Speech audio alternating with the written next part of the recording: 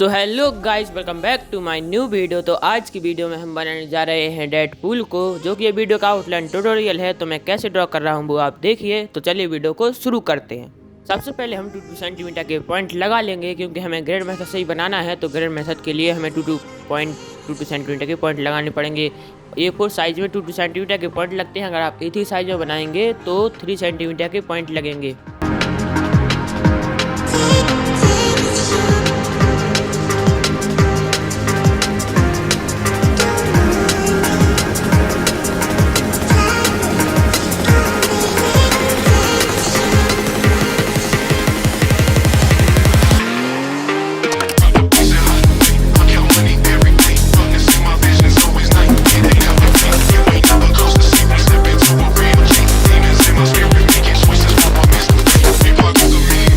हमारी grade complete हो चुकी है। तो अब हम आउटलाइन को शुरू करते हैं। तो सबसे पहले मैं हेड से ही शुरू कर रहा हूँ।